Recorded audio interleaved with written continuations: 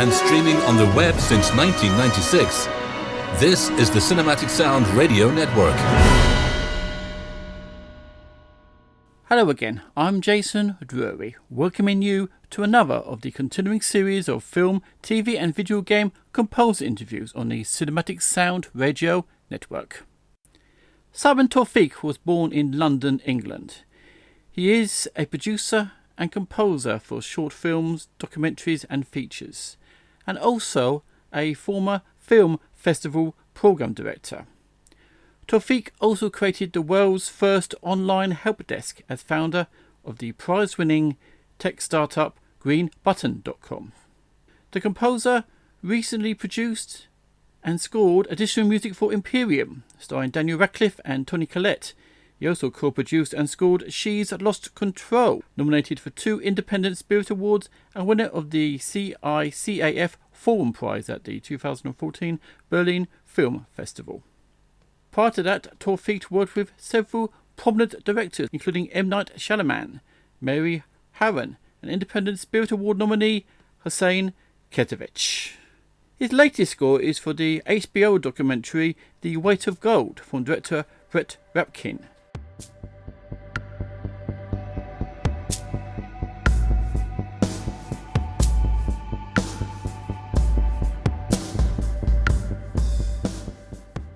The documentary chronicles what happens mentally to Olympians once the Olympics are over.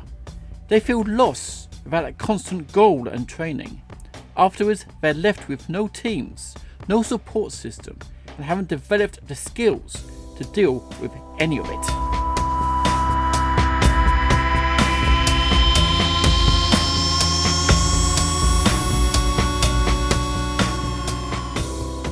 The film started as an expose to shock viewers into awareness. And once the 2020 Olympics were postponed, the crew had to adjust the telling of the story to real adversity, and also being able to provide hope for those who are suffering and letting them know there's help available to help them overcome their struggles.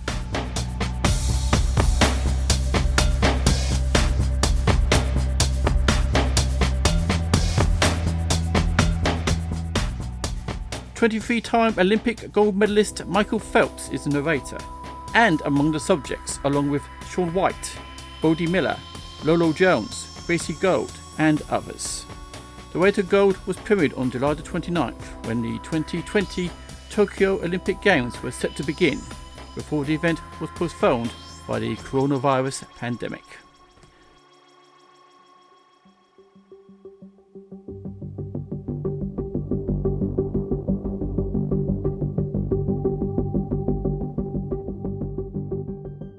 Simon's score was constantly evolving as the production team would re-navigate the direction of the documentary. The music went from being dark and layered to something with much fewer layers that is more emotional and hopeful. Simon's goal was to get to the core emotions that Olympians experience. The constant stress of asking themselves, am I going to fail, is the flip side of the euphoria and energy of being at the Olympics they trained for all their lives. Then the depression and loss of, what am I supposed to do next when it's all over?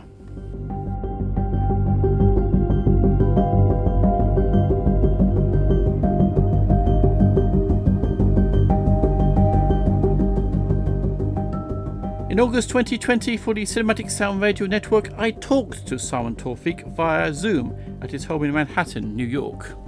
During the interview, we talked about The Weight of Gold, how it evolved as circumstances changed throughout the production process, with a rewarding end result, and his music career to date.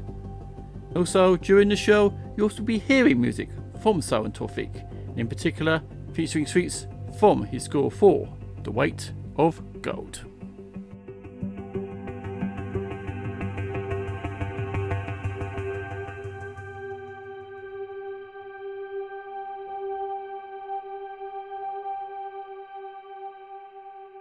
Simon Taufique, tell us about The Weight of Gold. Sure. It's about the process and the experience of U.S. Olympians after they've completed their initial training and they've competed in the Olympic events, and then they found themselves adrift without a sense of purpose or without the guidance and the guiding hand of all of these trainers and the organizations and just the mission of aiming towards this life-changing event of the Olympics. And without that, regardless of whether they've medaled or not, they found themselves really lost at the end of that journey. And it's now being recognized as a form of depression, the Olympic drop or the Olympic blues. It's similar to what a lot of people experience when they go through a life-changing event, and then everything goes back to normal when it's done. And the difference here is that these are people who have been training and preparing for this event their entire life. So they started at a very young age, and in order to prepare, they've had to block out and eliminate all these other normal aspects of life that we realize prepare you for a normal existence, a normal way of engaging with the world. So they've been practically kept in a cage, for lack of a better term, where they're so focused on training and their health and these very specific tasks that don't really apply to any other aspect of life. And then when they're done, they're cast out into the world. And all of these people, this entire ecosystem is gone. And they're left to fend for themselves. And they've not really had the ability or the practice of relating to other people. They don't have life skills, whether it's towards employment or whether it's towards academics or family. They've been very limited in their preparation for life. And so now that they're on their own, they stumble mentally, in a lot of cases practically, different jobs or lack of it. And they have succumbed to a lot of suicidality, a lot of depressive and really challenging mental health issues. And so finally someone, Brett Rapkin, when he was beginning a documentary about Steve Holcomb, he became exposed to this entire epidemic of Olympic athletes who were severely depressed, committing suicide, and it was one after the other. And the pattern was similar. The methods in which they were thinking about or actually completing their suicide was very similar. And so it really woke him up to what was going on. And so he went about documenting it and came up with something that is really quite shocking and also not surprising and completely relatable to people who, especially now in the era of COVID, are experiencing a similar kind of isolation. And there's this feeling of, I've been preparing my whole life for something, and now I'm stuck in this limbo of being in my home or being stuck in a place where I had all these plans that I was going to do, and now I can't realize them, and not being able to cope. So it's a universally relatable issue. And when we began the documentary, or at least my role in the documentary, it was right before the pandemic hit in the United States, and I did not realize how relatable it really would be. And now the Olympics has been postponed for a year, and there's now also a possibility that it may even not happen at all. Yeah, and that was a cloud that was hanging over the film as we were working on it, racing towards a finish line and not knowing if it mattered, not knowing if the film would be received warmly in the absence of the Olympics, because it was intended to be released at the start of the Olympics and very much intended to be a way of revealing the real life consequences, what the costs are when you have an event and you have athletes who are working so singularly towards that kind of goal. And so it was intended to be released on the opening of the Olympics. And without it, the question was, will people still be interested? The pandemic hit and really dislodged our daily lives, at least in the United States. It was very quickly, it dawned on us that this was a much bigger issue that the topic of the film was covering. So we shifted some aspects of the film so that it would reflect that larger issue of mental health awareness. Was there a consideration to include other athletes outside the United States for the documentary? Yes, it's. I believe it's been documented that this is somewhat universal problem. Brett's access, from what I understand, was limited to the American team, the US team. And he's done a lot of sports documentaries before, and I think his access was particularly good and close to these athletes. So, and that's the struggle. It's mental health challenges are really difficult for people to speak about anyway. And so it's this taboo subject, it's a hidden secret. And particularly with people in the military, people in law enforcement, people who have careers where they are seen as somewhat superhuman and above the mundane or the typical challenges of everyday life.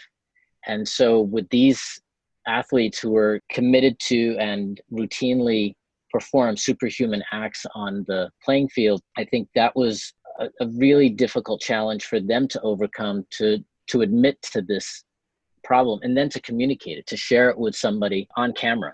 So it took him a while to develop that trust and that comfort level where they felt like they could share this story with him. So I think that was one aspect of keeping it limited to those athletes that he could access geographically. And certainly there are athletes who he was communicating with and chose not to participate because of that fear of stigmatization and fear of betraying the image that they have or that the world has of them as being these amazing, capable human beings. How did you get involved with the project?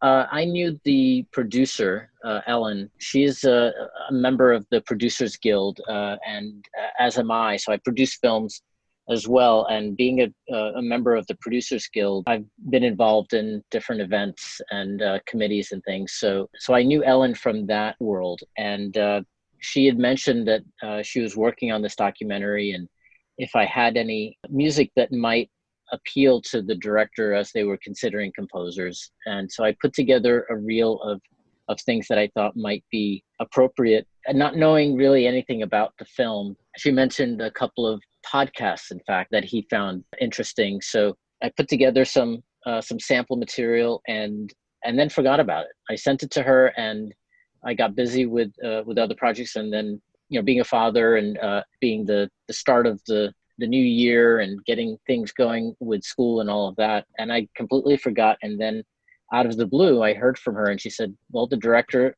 liked what he heard. Are you available to speak with him and find out more about the project? And so that was the start of it. And that was, I think, in January. And so we met. Luckily, it was before the pandemic, so we got to meet in person at my studio. And it was one of those meetings where he brought the whole team. So it was Brett, Ellen, and his editor, James Pilot. And it was clear from the get-go that they had a very specific vision for the film, and that they were very keen on getting started pretty quickly. So that first meeting was trial by fire. It felt like not only a meeting to figure out whether we connected, but it also felt like very much a spotting session. How did you go about scoring The Weight of Gold? Well, first finding out from Brett what his intention was and what was he trying to communicate with this film. Is it a bunch of profiles of these athletes? Is it an expose of the Olympics? It's really a lot of those things combined. It's telling the stories of these individual athletes, and also giving us a newfound exposure to what being in the Olympics is really like from the inside. And so with that understanding, I went about trying to flip the narrative a little bit of what we expect of sports documentaries, where it's particularly Olympic documentaries, where there's a lot of fanfare, there's a lot of pomp and circumstance. This was meant to be something much more intimate, not a cheerleading. It wasn't meant to advertise. It was meant to be much more introspective of the journey of these athletes, and finding out what it feels like to be someone who is stressing about what this experience is like their whole life to get to that point, and also to feel very isolated and then abandoned. And so those sounds were very different from what I had seen in those kinds of documentaries and films and stories before. So I was trying to really go in the opposite direction of what I've expected in my own limited exposure to sports documentaries, but I was trying to get inside rather than project an outside or larger than life experience. What instrumentation did you use for your score? That was something that Brett and I talked at length about. He expressed to me how he wanted the sound of, well, he asked me the question, what is the sound of a persistent stress, feeling of tension that never goes away? And then also is compounded by the feeling of utter depression and sadness and loss. And so I had to figure out for myself what those feelings represented in sound. And I came out with something that was not quite creepy, but certainly a sound that creeps along with you. And so I came to a distressed string tremor kind of sound that is a persistent character in the score. So I was on quite a search for extra techniques and aleatoric approaches to chamber strings and solo strings. And it was meant to be a sound that is grating and irritating, but at the same time can somehow blend into the background, the fabric of this film. So it was a considerable challenge to have something that would put you slightly on edge, but not enough that you notice it because it's so persistent.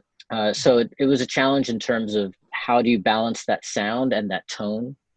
And then it also has to work with the sound of that loss that Brett described, that I thought was best represented by piano and an instrument called it's a sampled instrument that's a combination of the fiddle and a ukulele. So fiddle-lele, I think is its pronunciation.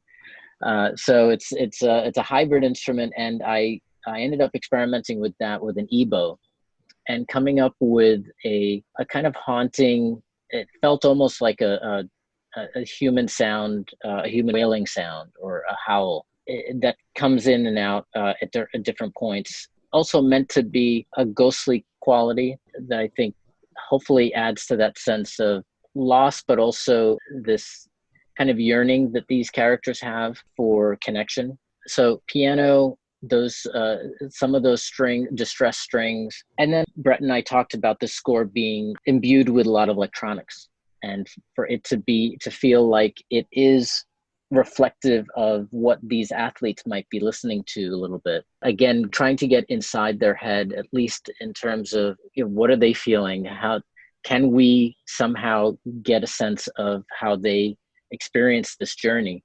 And so I was experimenting with different arpeggios within different synthesizers and trying to come up with a tone that didn't jump out as being overtly electronic, but also had some type of organic quality that could mesh with the emotionality of a piano and strings and sounds that we are more familiar with. So it was a tricky balancing act.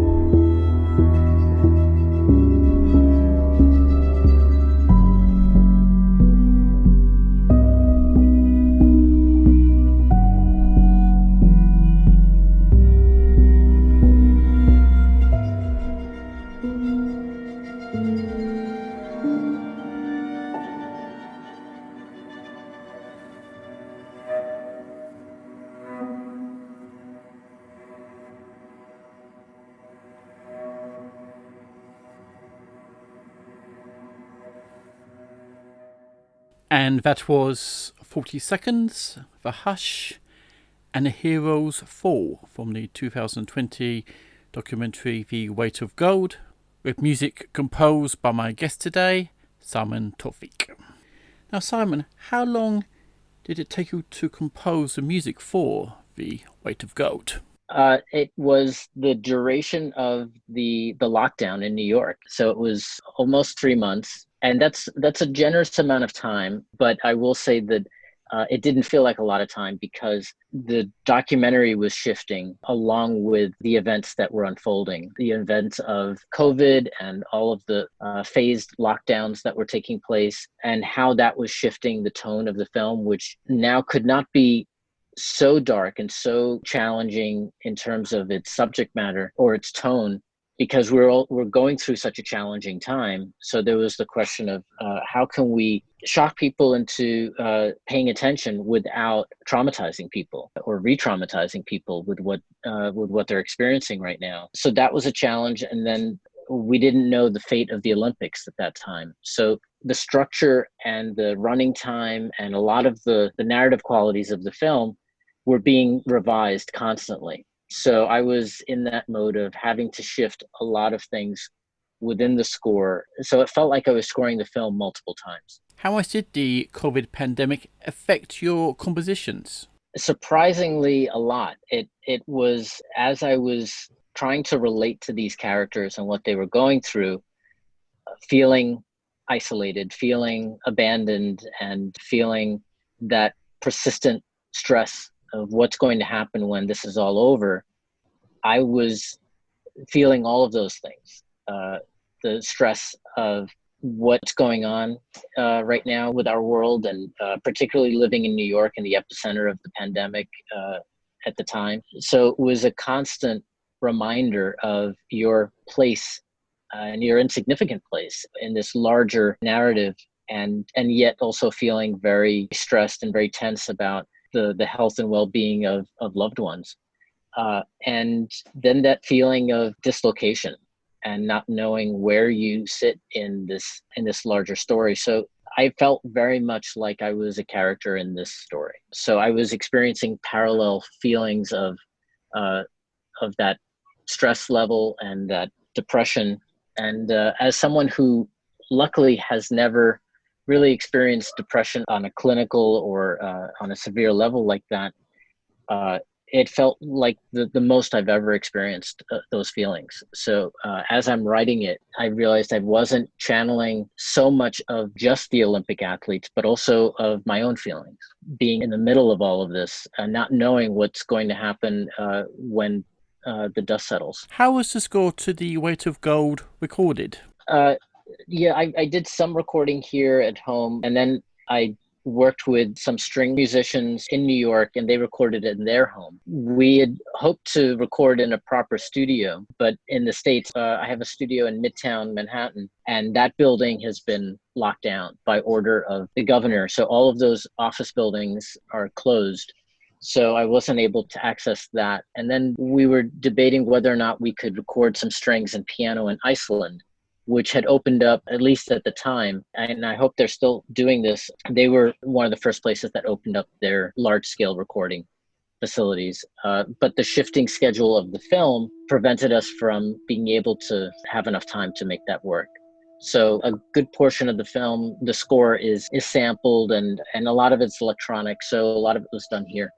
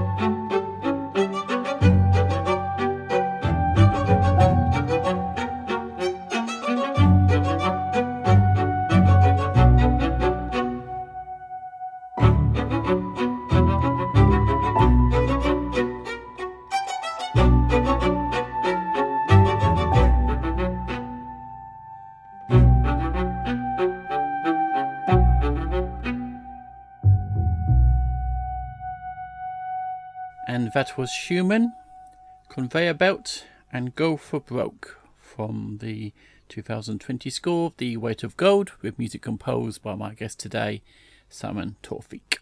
Now, Simon, how did you get into film music? By accident. I was a struggling songwriter in college, studying to be a diplomat.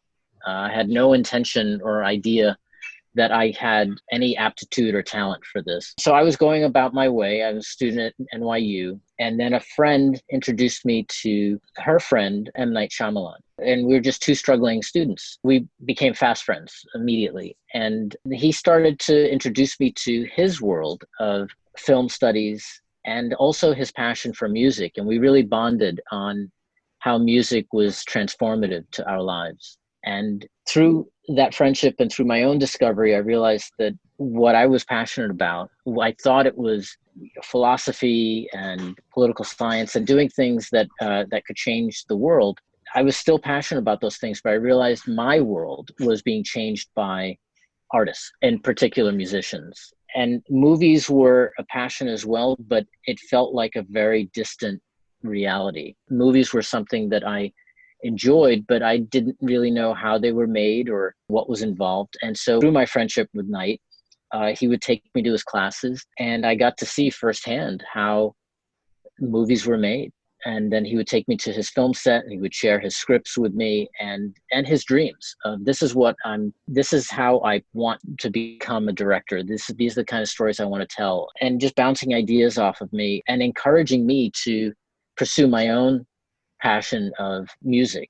And while I didn't entirely see that as a future for myself, I really got invested in the idea of someday I'll save enough money and I'll be able to quit my job and I can focus on music for no other reason than that was just something I enjoyed doing. I didn't even envision a career doing it. And then along the way, I got into a career in technology. I invented a specific technology that spawned a tech startup, and that was a detour for a few years.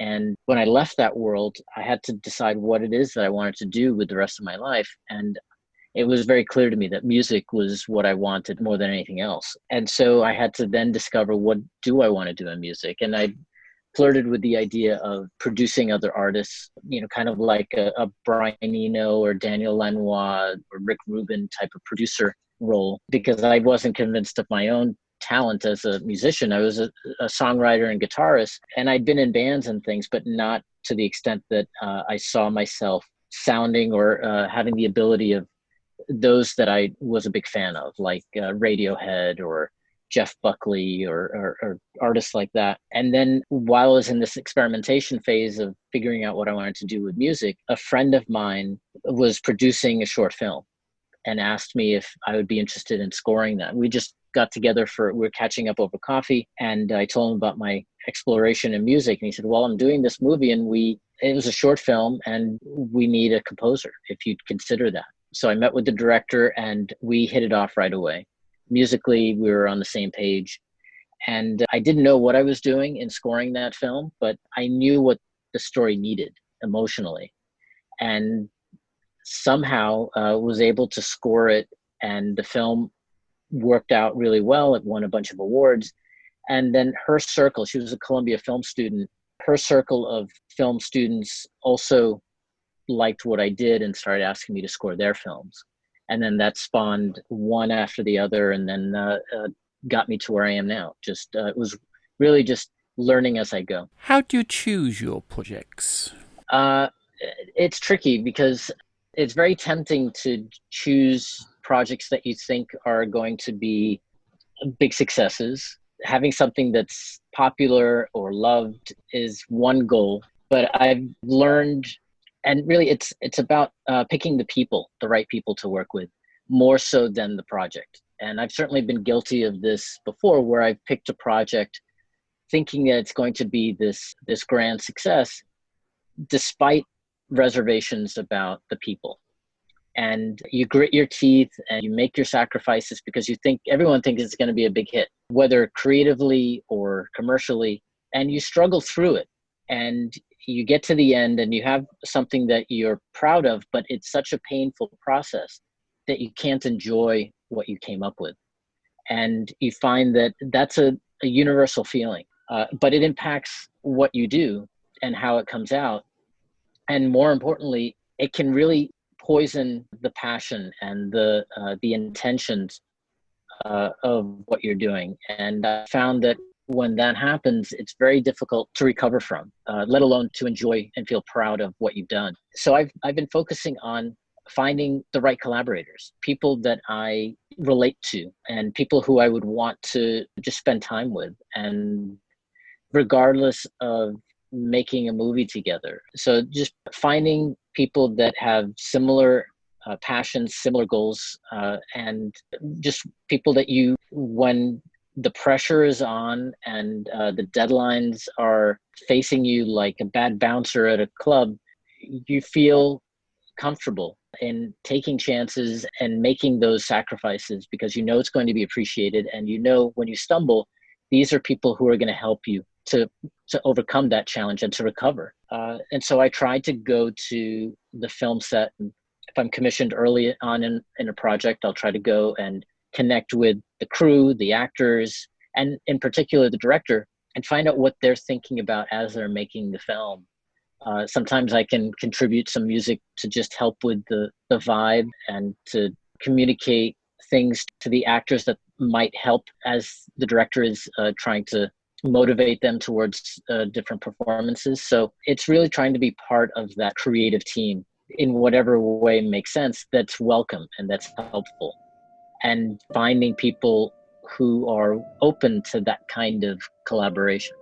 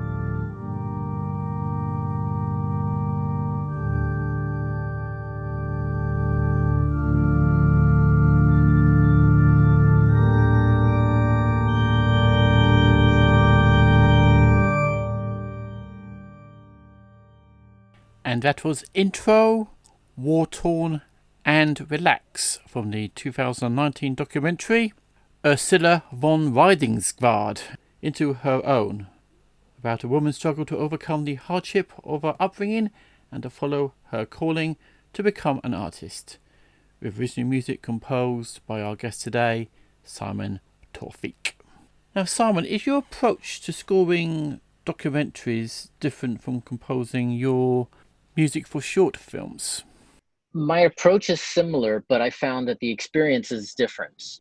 So my approach is to blueprint and channel the emotions that the director wants to communicate to the audience. And so that's the goal. So that's the approach that I take from the outset.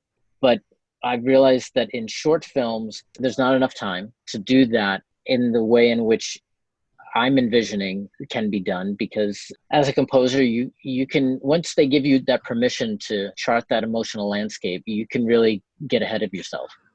And in a short film, there's not so much time where you can have that much music without really walking over the story. And so you really do have to pull back a lot. And I've also found that directors, when they're making a short film, they're still discovering how they are telling a story. And so a lot of times there is this unease and this fear that by using music, they're cheating and not being effective storytellers. But over the course of our collaboration, you usually find out that that is part of their toolbox of storytelling. And it's just as effective as voiceover, it's just effective as cinematography and all the other aspects that are unique to filmmaking.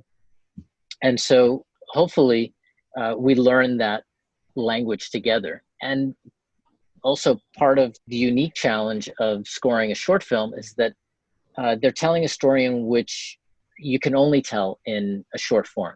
It's not long enough to tell the kind of story that it's not a miniature feature film. And so they're navigating a new way of telling a story in a lot of ways. They're able to take chances because the scale isn't so vast and the consequences aren't so dire with large budgets. And the hope is that the film score side, you can take chances as well.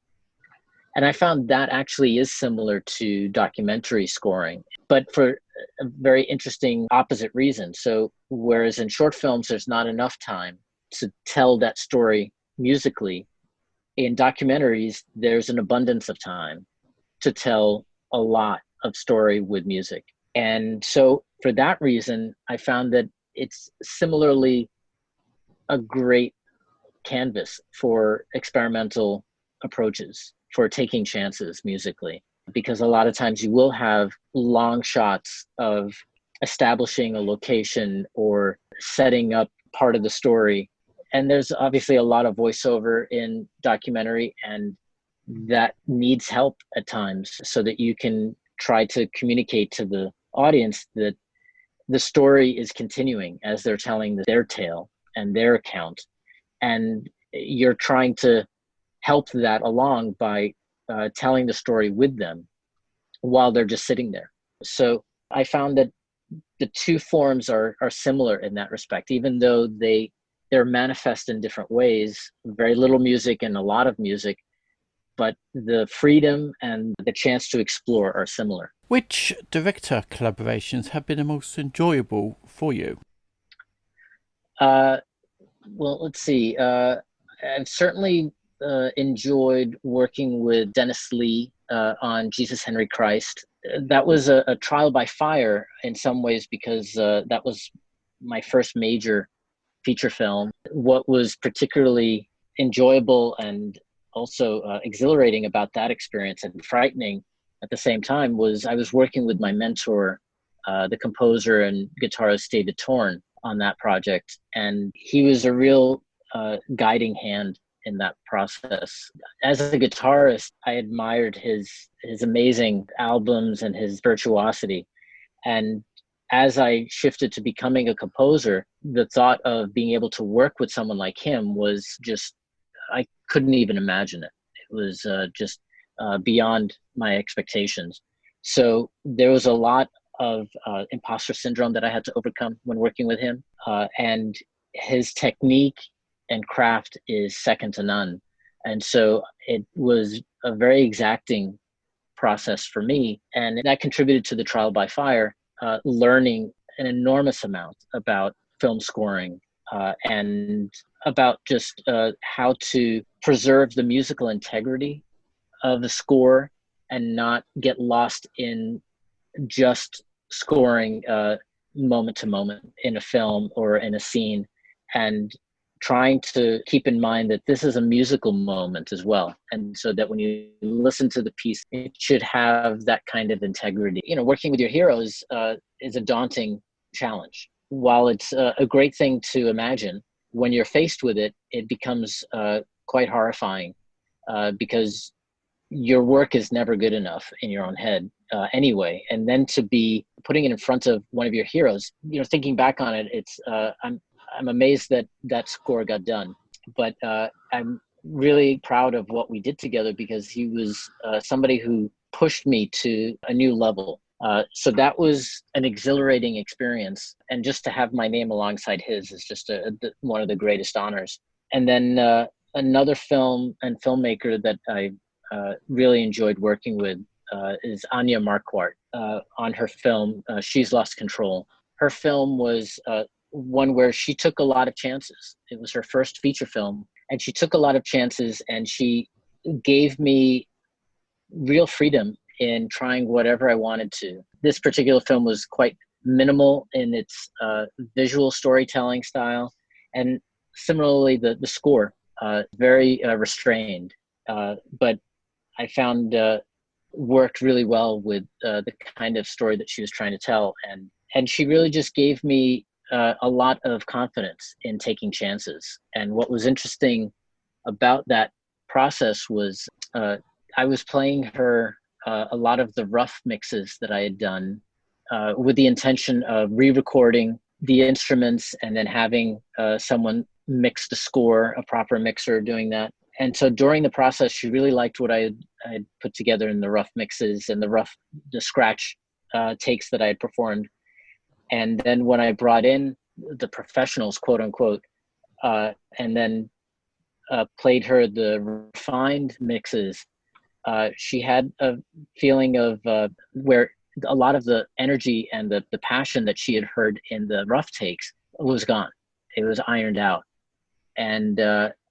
And so it was a process of going back to earlier takes and the rough mixes that I had done that she preferred. And it was a process of, again, this imposter syndrome of really getting over yourself and feeling, I guess, a sense of pride in your own work and confidence in your own work. And I ended up getting that through her ears and through her eyes, saying, no, there is a quality here, and there's a character and an approach here that you need to focus on and need to cherish on some level without being precious about it.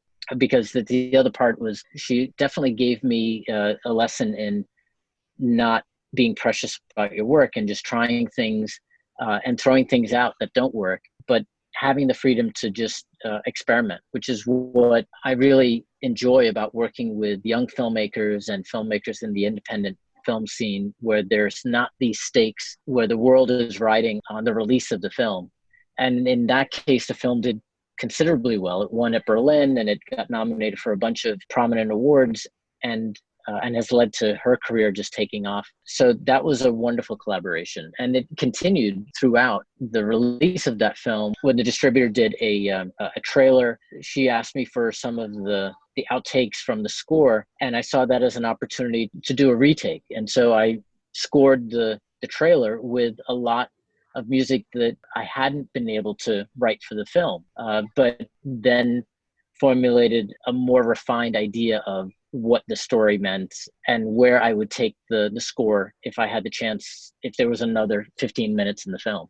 So that was a wonderful opportunity, and we got to collaborate on that process as well. And we're really proud of how the score for the trailer came out as well. So that was a fun example of continuing our collaboration. Would you like to score more features in future?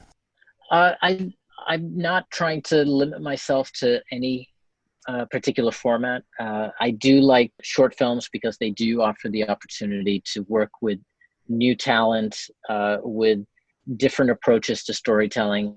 But certainly my focus is narrative feature films. I had never intended to score documentary films, in fact, and that was just a happy accident.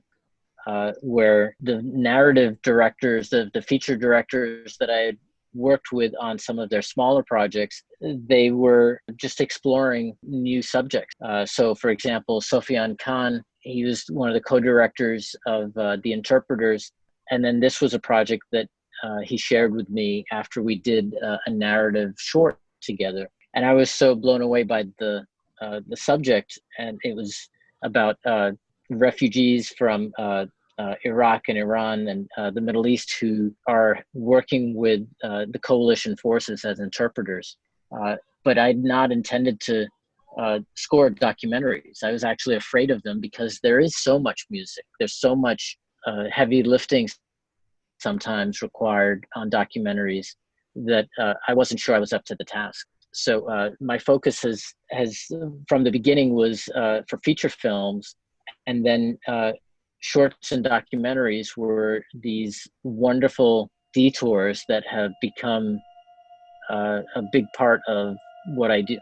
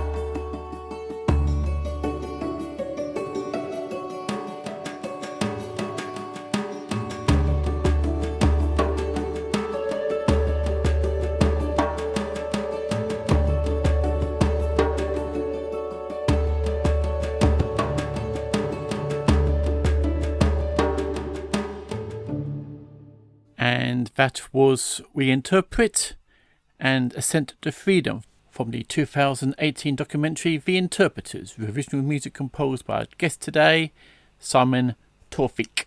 Now, Simon, you are also a producer of documentaries and films. Can you tell us how that came about? And do you see yourself as a composer, a producer, or in fact both? Well, certainly both. And I say that because my producing predated my composing, but I wasn't producing in the traditional sense. When I was running a tech startup, before I shifted careers and got into music and film, I was essentially doing what producers do every day, which is leading teams, encouraging and supporting collaboration and creative ideas, finding money, finding support for these films and resources. So I was doing all of that in the startup world. And that entrepreneurial spirit is something that I thought I had left behind when I jumped into the creative realm. And then when I started composing these films, I saw that there weren't enough hands to help. There weren't enough resources, and there wasn't enough time or money. So when there was an opportunity, when you're working with people who are open to that kind of help, I rolled up my sleeves and I started to help. And the more I did that, the more it became evident to me that I was stretching beyond what my role as a composer really is defined as. And so, for example, when Anya asked me to score She's Lost Control, and then one day I pitched the film to a wealthy benefactor friend of mine, literally in an elevator. She asked me, "What are you working on?" And by the time the elevator doors opened, she asked me how she could invest in the film. So when I told Anya about this, she said, "You're producing. So can you help produce this film?" And I was excited to do so. And then when that film became a success, it spawned more requests from filmmakers who I'd worked with previously, and then new filmmakers to see if I could help them in a similar way. And in some cases, I end up scoring and producing on the same film. And in other cases, it's one or the other. So I'm happy to do whatever I can to help tell that story, whether it's musically or whether it's as this logistical or this creative collaborator, but more so on a producerial end. And then that led to being asked to teach students about producing at NYU, which I've been doing for the last couple of years, and now have just created a new certificate program for them, which is a handful of courses about producing to help young producers, whether they're coming from directing or they're coming from business or other professional pursuits, and figuring out how to wear those many hats that being a producer sometimes entails. Now, concerning your music, what do you see as your musical influences? Well, I think it's governed by the limitations, which is I'm not formally trained, so my abilities to compose are limited to sounds and those approaches that I'm passionate about, more so than anything else. So there's not this muscle memory of I'm just going to write based on my training. I'm writing music that is coming from the collaboration of story or storyteller. And that's what, more than anything, is governing the notes and the sound. And I didn't realize that until very late into the process. And I've found that with directors that I've worked with repeatedly, that's the piece that they have been drawn to the most, is that hand-tailored approach, which is they said this in some way, shape, or form, that it feels like I'm tailoring or customizing the notes to their film. And that comes from the economy of notes, because I'm not, again, writing based on a preconceived notion of a mode or a key. I'm really getting into the DNA of the film. And I think that comes from also the kind of music that I've been drawn to myself, which is music that is hard to separate from the film. So I think of composers like Johan Johansson, Johnny Greenwood, Atticus Ross and Trent Reznor, or Mika Levy. So these are, to me, sounds and scores that feel uniquely specific to their filmmakers, to their stories. And I don't necessarily hear them as standalone pieces of music that would exist in their own right outside of the film. They certainly do. I enjoy them immensely by listening to them myself without picture. But they're also pieces of music that I don't know if those composers would have written without being in that collaboration. So listening to Radiohead as a young songwriter, listening to Nine Inch Nails, and somehow overlapping those sounds of alternative and raw rock and roll, and also a minimalist approach as well, where there's a room for space, room for stretching musically and instrumentally. I think both of those bands take chances.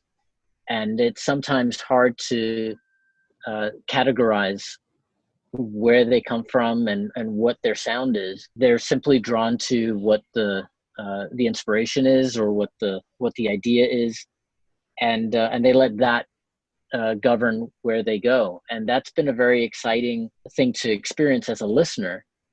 And so I've been trying to get closer to that idea of composing music that I would want to listen to. And more so than just composing music that fits the scene. At some point, I want people to think that only one person could have composed this. Like, this feels like it is of that collaboration. This came from the collaboration between this filmmaker and this musician, and it otherwise would not have existed. So that's my hope in what I'm getting to as a composer. Now, which projects have you just completed, and which, COVID permitting, of course, are you hoping to work on in the near future? I have a number of projects that I'm working on. I just finished last night, in fact, the score for a film that I executive produced called The Sleepless, which is about two insomniacs who meet in the middle of the night and in a random deli in the middle of the night in Brooklyn, and walk the streets of Brooklyn. And by morning, they become more than just strangers. So that's a film that I just finished. And I have a couple of films that start in September, one that starts shooting and one that is in post-production. I can't talk about those just yet, but I'm excited. They're both also narrative feature films. One is a thriller slash heist film, and the other is a drama. So I'm excited about those as well. It remains to be seen whether the COVID pandemic is going to affect when they're come to the light of day. But at the same time, I'm still excited about getting started on new material, telling these stories. There is another film I neglected to mention called The Invisible, which is about gay women songwriters in Nashville who have been writing some of the most incredible music in country music. And until now, no one knew that the writers of these wonderful songs were gay. And so it's a story about them coming out and struggling to exist in that genre of music in that part of the world. So that's the film that I scored just before The Weight of Gold, and we're hoping to see a release of that film shortly. So there's a number of things that have just been finished and are on the way. How would you like to see your future career developing? Well, I hope to be scoring more films that are taking chances. So I'm hoping that by the exposure of The Weight of Gold, that musically and narratively, it sends the message that I'm looking to take some chances with story and with score. And so I'd like to continue to pursue films that, whether documentary or feature, can take chances. I'd like to continue that handcrafted approach to film scoring. And so working with new directors like that and more musicians. I've loved working with the mixer Jake Jackson at Air Studios in London. And so I'm hoping to continue that collaboration. And also as a producer, I have a number of films that I'm producing that we're casting now, and those are certainly taking chances with story. So I hope to be doing films on a larger canvas through producing. And then I'm also a founding partner of a venture where we are developing media campus facilities in different parts of the country that are meant to open access to the film industry, to communities and neighborhoods that wouldn't normally have access to it through training, through internships and things like that. And these are campus facilities that would be sound stages and production offices and post-production facilities. These are much larger scale kind of projects that involve enormous amounts of money and resources and lots of people. So I'm very excited about that. And that's also bringing together my creative sensibilities, but also my entrepreneurial background in an exciting way. And that's a project that I hope to be sharing some very exciting news about in the coming months. And finally, where can we see The Weight of Gold? And will there be a soundtrack album available very soon? You can see it on HBO. It's currently airing there. And so if you have conventional cable or satellite TV, it's available there. And it's also available on streaming on the HBO Max platform. In terms of a soundtrack album, that's something that we've been discussing, and I hope that we can work out the logistics. It's always a matter of, first and foremost, does the music stand up to that kind of scrutiny? And I hope that it does. And if so, then do the logistics make sense? Because there's a lot of people and processes that have to work together to make that happen. So we're in the process of doing that now. Simon Taufique, it's been a pleasure talking to you. Thank you very much for joining us. I do hope you enjoyed my interview with producer and composer Simon Taufique. I'll leave you with some more music from Simon's score for The Weight of Gold, a documentary which I thoroughly recommend you check out if you can. The piece is called The Weight of Gold. My thanks again for Simon Taufique for joining us today, and until we meet again, from me, Jason Drury, is take care and happy listening.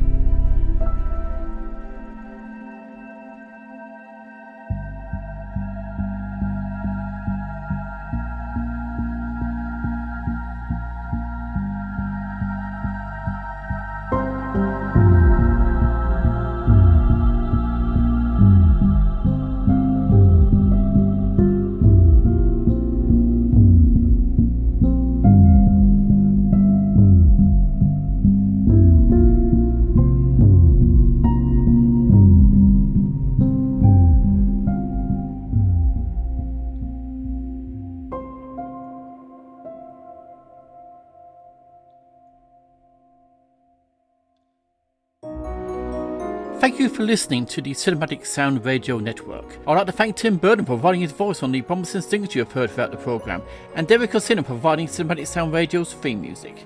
If you have any questions, comments and concerns, please email us at cinematicsound@yahoo.com. You can also find us on social media at Cin Sound Radio on Twitter and Cinematic Sound on Facebook. And if you listen to us on Apple Podcasts, please take a moment right now to rate the show and write a brief review. Reviews help introduce potential new listeners to the station. And while you're at it, head over to TeePublic and get a Cinematic Sound Radio t-shirt. And don't forget to check out Cinematic Sound Radio at cinematicsound.net.